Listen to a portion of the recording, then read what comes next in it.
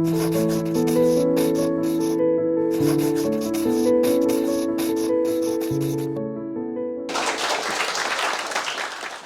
we're here to talk about Huawei Technologies, the Chinese tech giant. There have been few companies in the world that have captured the attention of US policymakers in recent years, like Huawei. It's been 3 administrations running now where Huawei has been a major concern for the US government, starting with the first Trump administration. That was when 5G was being rolled out around the world. In Washington, US officials became alarmed that it looked like Huawei was going to sweep the world. They not only had lower costs than Western vendors, but by then they were already a leader in technology. They had most of the patents for 5G. And so the first Trump administration had a concerted push around the world in almost every country to try to convince governments to not buy Huawei technology. And it sort of culminated in the detention of the daughter of Huawei's founder, Meng Wanzhou, in Canada at the behest of US authorities. When Joe Biden became president, at first there were expectations that he was going to have a softer China policy, and this actually turned out not to be the case, and Huawei ended up being very much a focus of the Biden administration's export controls, specifically the chips part of their business. This sort of gets to why Huawei is such a powerful company, which is that it's not advanced in only one technology now, it's in many. And so telecommunications gear, sort of the pipes that make up phone and internet networks around the world, it's bread and butter. And then when the US had put export controls on US technology against Huawei, it pushed them to start making chips especially, but all the technologies that it was lacking. To the present day, Huawei is now the leading AI chip maker in China, and AI is now sort of at the cutting edge of the global competition. And so within the Trump administration, the second Trump administration, we've seen this ongoing debate between those who think the bigger risk is Huawei being able to advance its chip manufacturing capabilities in China, which would argue for stronger export controls, versus those who think the bigger concern is Huawei being able to sell its products broadly, globally, which would argue for sort of pushing US technology around the world, selling the AI stack, as they say.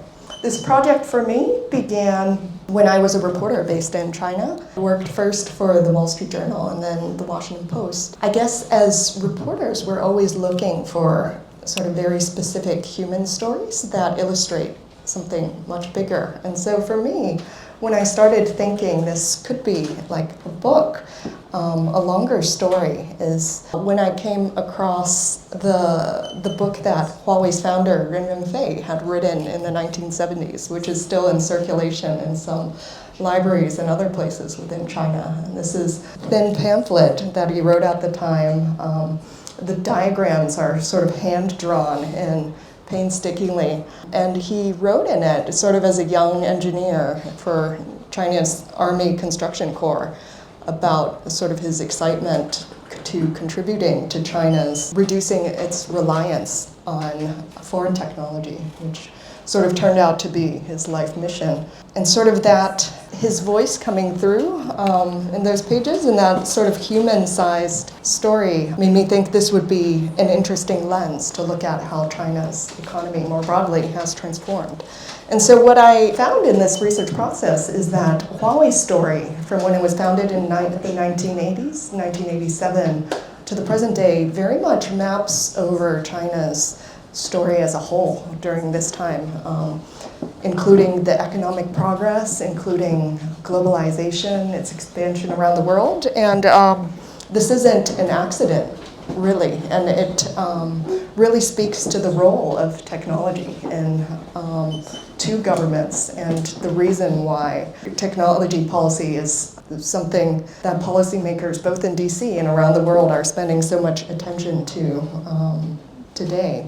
I thought I'd talk a bit about 4 individuals who have played a decisive role in Huawei's history. And after that, we can connect it back a bit to current events and open it up to questions. So the 4 I'm going to talk about are the founder of Huawei, Ren Zhengfei, the longtime chairwoman, Sun Yafeng, the company's first Communist Party Committee chairperson, Chen Zhufeng, and the president of Huawei's Semiconductor Business Department, Teresa He. So the first one, Ren Zhengfei, he's the 80-year-old founder of the company and by all accounts the heart and soul of Huawei. And if the question is how this company has become a success, how it's become a standout both in its country and in the world, it has very much to do with how Ren Zhengfei has managed this company and the corporate culture that he's set and his ability to inspire his engineers. In the first part of Ren Zhengfei's story,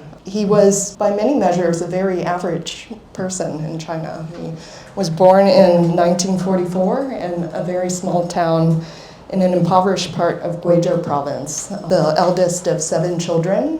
And his family, like so many others in China, they went through the famine where they barely survived and were hungry many days. His parents were both persecuted during the Cultural Revolution.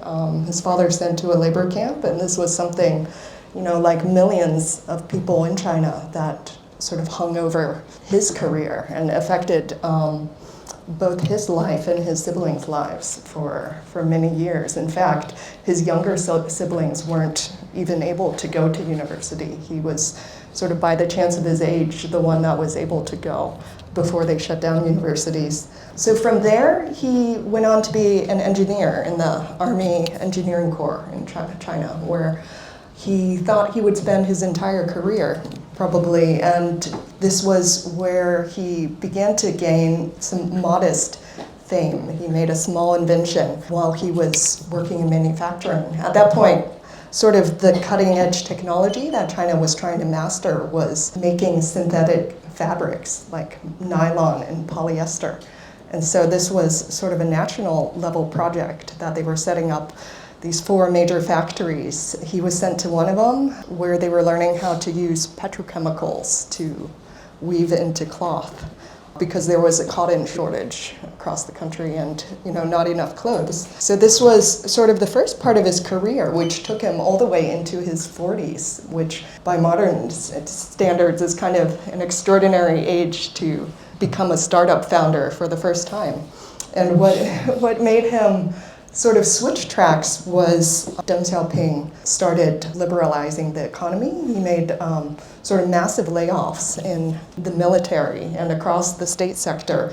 Ren Zhengfei and many people were sort of forced to go into to try it out in the private sector, which at that time no one knew if it would succeed at all. So in the late 1980s, when Shenzhen was starting to pilot these private tech companies, sort of in the first batch, the majority of people who applied to do it on a temporary basis, which would mean they could go back to their state-owned jobs if it didn't work out.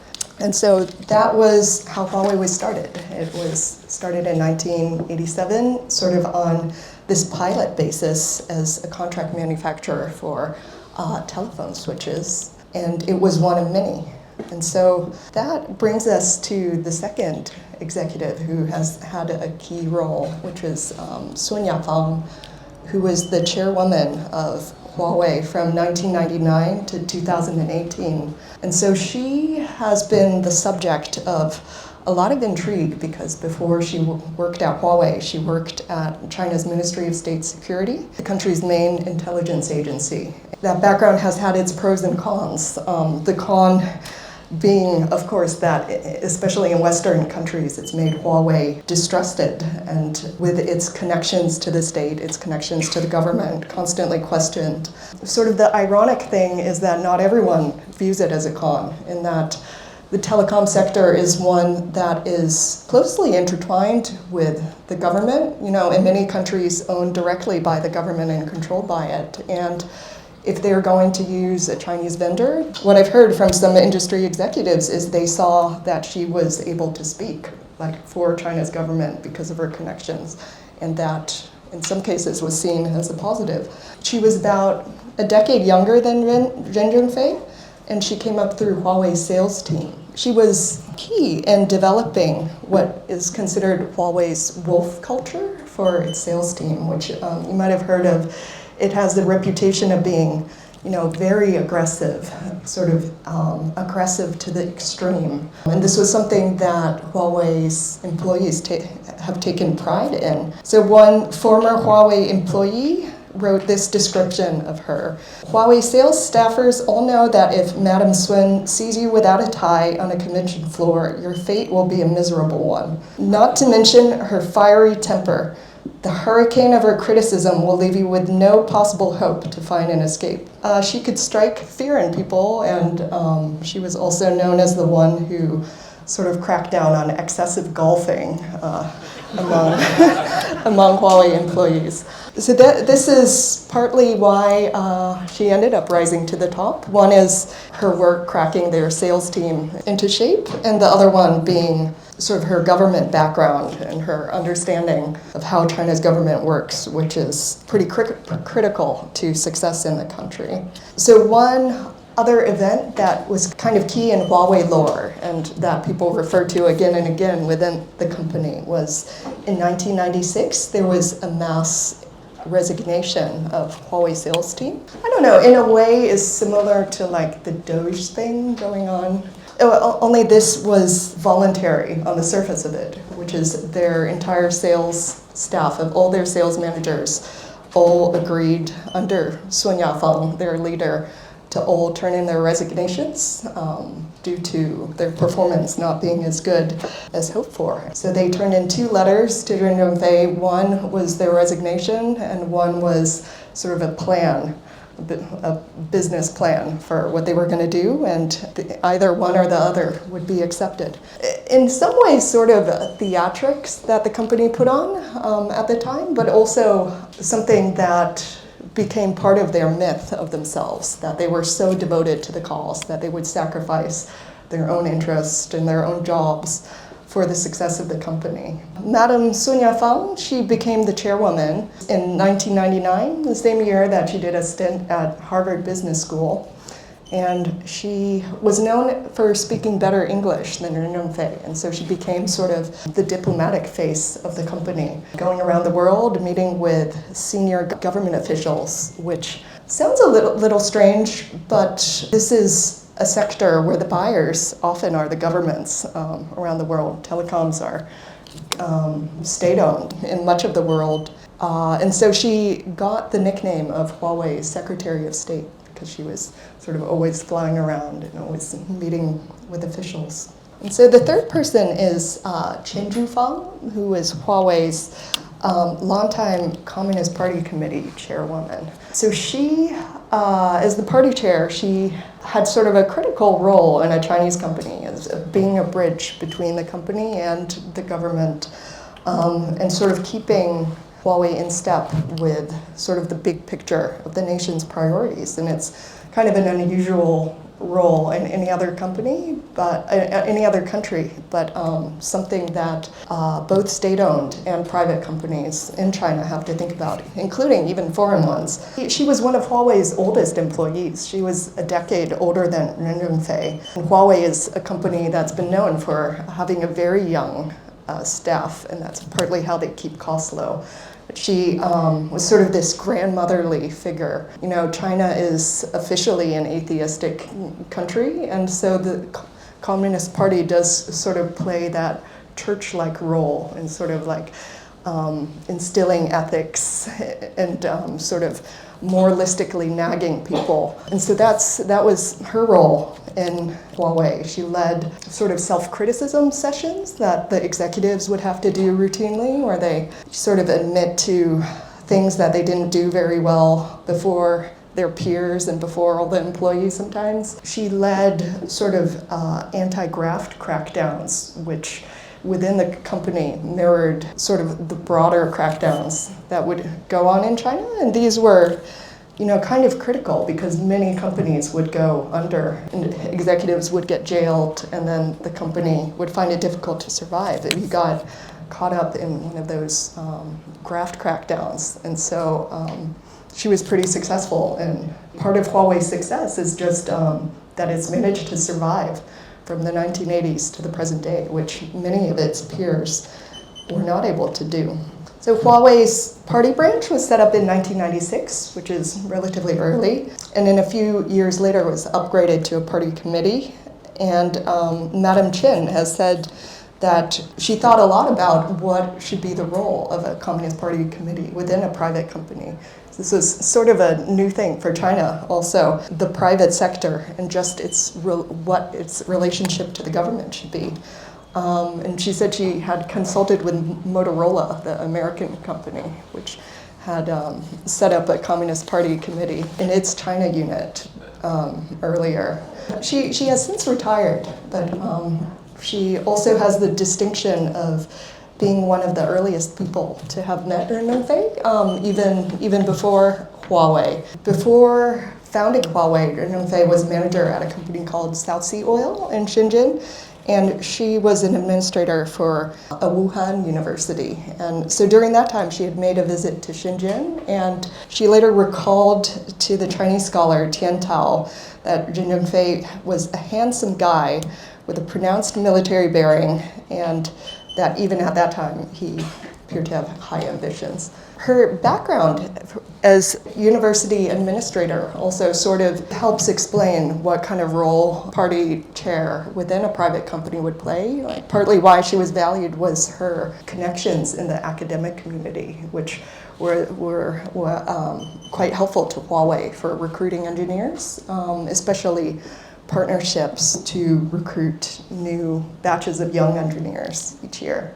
And then the fourth executive is Teresa He, or He Tingbo, who for many years has been the head of Huawei's chip-making operations. And this is an area of the company that until recent years didn't get much notice at all. For the most part was sort of an inward unit making components that were used by the company itself. It was only under the first Trump administration that suddenly this unit came under the global spotlight.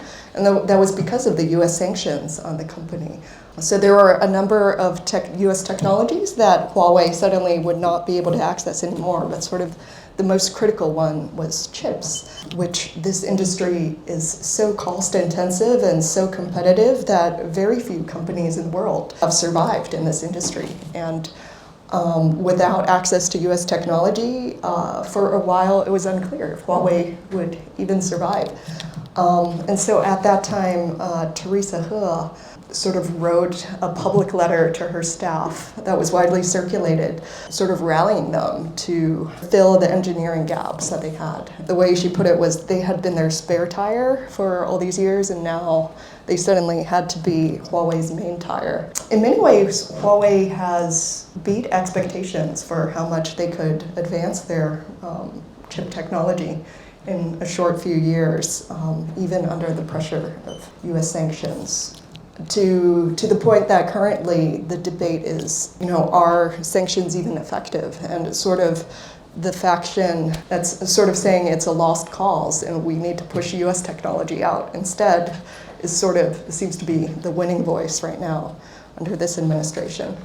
Yeah, I think those four executives kind of give a flavor of some of the factors involved in Huawei's success. So Ren Zhengfei, a lot of it really has been his vision, his ability to manage and motivate his staff, and sort of provide that inspiration for them to work very, very hard for many years on end. So the chairwoman, Sonia Fang, she pioneered this aggressive wolf culture, which helped them develop sales in every country around the world, which at the beginning was very difficult. Telecom gear is so expensive and so critical that few customers are willing to try an untested vendor from China. And so it was really uphill going for a long time. The party chairwoman, Qin Zhufang, reflects sort of a part of the company that makes Huawei a Chinese company. This is something that doesn't exist in other countries. Sort of the relation between private companies and the state in China is part of the answer of, the success of these companies, that they've been able to get, massive amounts of subsidies and government support in ways that companies in other countries have found difficult to compete with. And then sort of at the core of Huawei's success has been the R&D that is put into sort of very technical technologies, sort of out of the spotlight, and just investing and working on the engineering year after year, often for decades, without people taking much notice. And that the chip division is sort of a leading example of that. That is sort of an overview of the company, and I'm happy to throw it open to any questions. One interesting thing to me is that when 3G came, Huawei was nowhere in the picture. In fact, at that time, the fight in China over telecom was between the Europeans and the Americans, and within that, between the Europeans, Ericsson versus Siemens and Qualcomm. But suddenly, there's a whole story on how China then developed its own standard and its own CDMA, and Huawei played a critical role, basically as being an enabler and providing a market, which led to China then taking the leadership. And today, 5 years ago, no country in the world, no company in the world had the whole ecosystem as densely populated as Huawei. What is that story?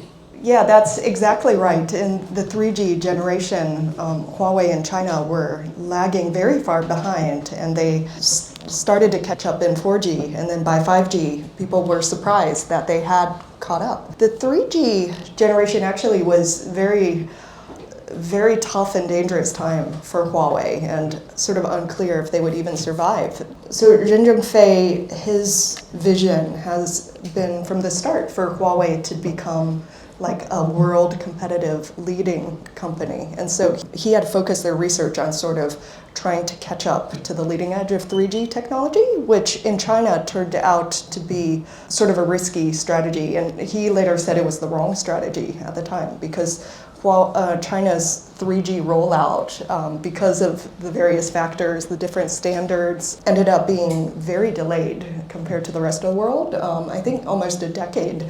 And so at that point, Huawei's main crosstown rival, ZTE, actually ended up ahead of them because they took more like a humble strategy. They decided to really push the xiaoling tone, which was sort of like a proto-smartphone. It had very limited range, but it was super cheap. And it was sort of a pretty basic technology. And so ZTE surged to number one on the xiaoling tone. But in the longer term, Huawei sort of persevered with a strategy where they didn't want to just be the cheap option. They wanted to actually catch up. So yeah, the bet eventually paid off. And part of that also, they couldn't have done it without a lot of government support also. It was also at the very top levels, China had the aspiration to be a tech power and to catch up in the 4G generation and the 5G generation. So there was a lot of that too.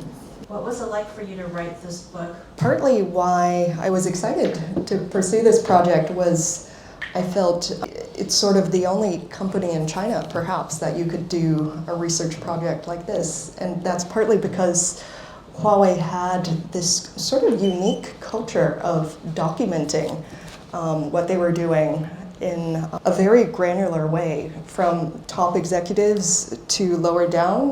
I think anyone who follows the company knows that Ren Zhengfei has this penchant himself of writing these reflective essays pretty frequently, where he talks about both the business but also sort of things in his personal life.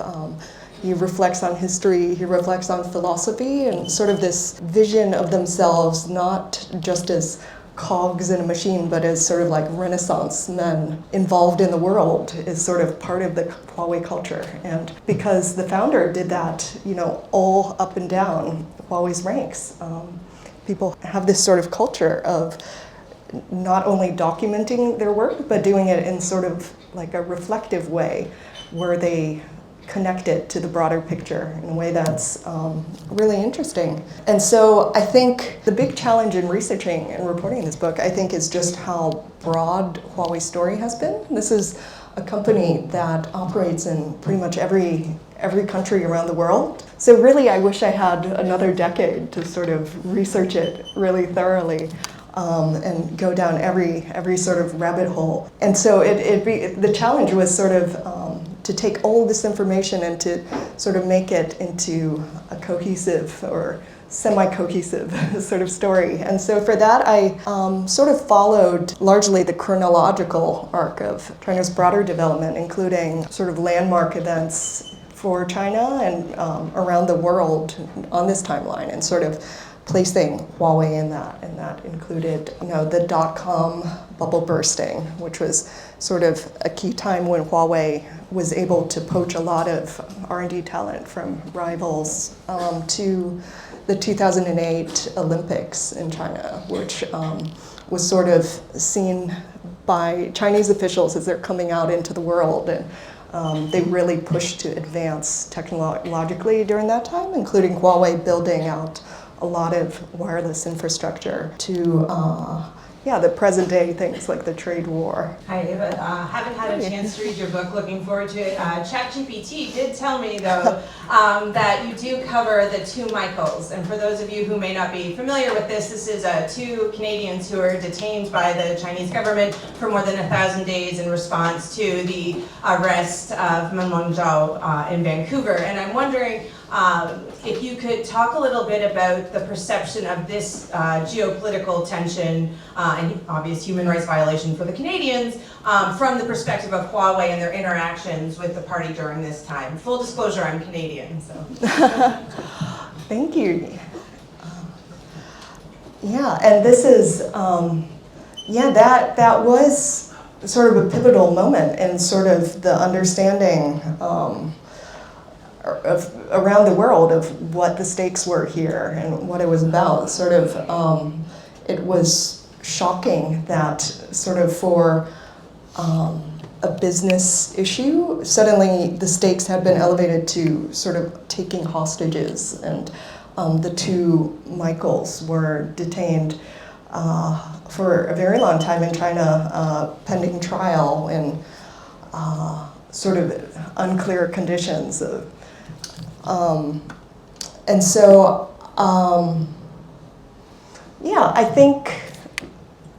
I think the fact that that had happened was, if you ask about like how Huawei responded to it, it prompted Ren Zhengfei to do something unprecedented, which was to come into the media spotlight, which is sort of a lot of what we know about Huawei and what we know about him personally and his family came out of that period where when his daughter was on trial in Vancouver, it was sort of out of the question that he would go in person and testify. But sort of since Huawei's founding, he had kept out of the media limelight. He had pretty much refused media interviews in a blanket way since the 1980s. And he changed for a period. So there was this brief window that Huawei became a very different company, sort of like transparent in an unusual way, and that changed again. That changed as soon as Meng Wanzhou returned to China. Any company would go through a difficult time of fundraising. I'm wondering why Huawei has never gone public. So I want to understand the ownership structure at different times in the past few decades. Who contributed how much? In terms of funding, what kind of role the government has played?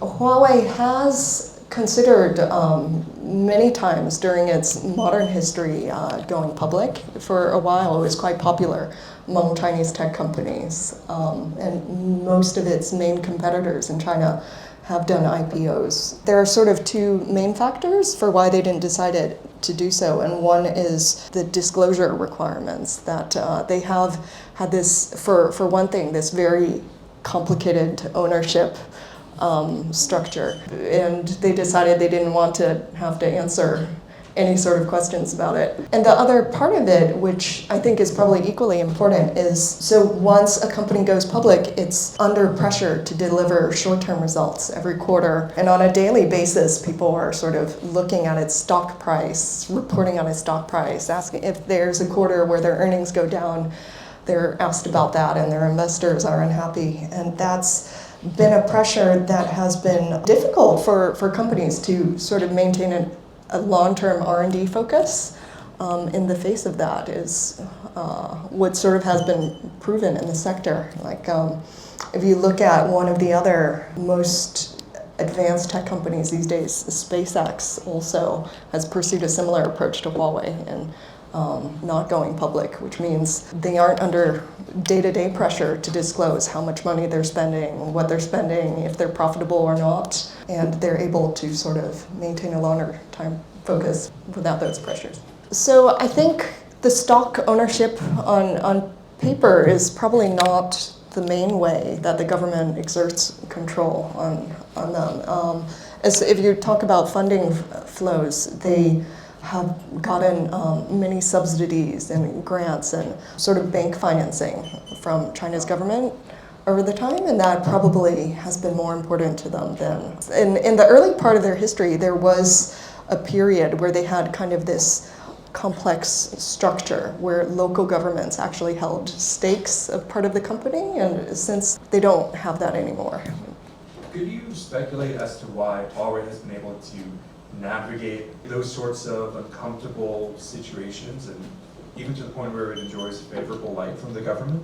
I think part of the reason of Huawei's success is simply that it's been able to do that it's the one company out of so many that has, or not the one, but one of the ones that has been able to manage government relations. And so a few things, I think Ren Zhengfei's approach over the years to take to be very low-key in public has really helped them.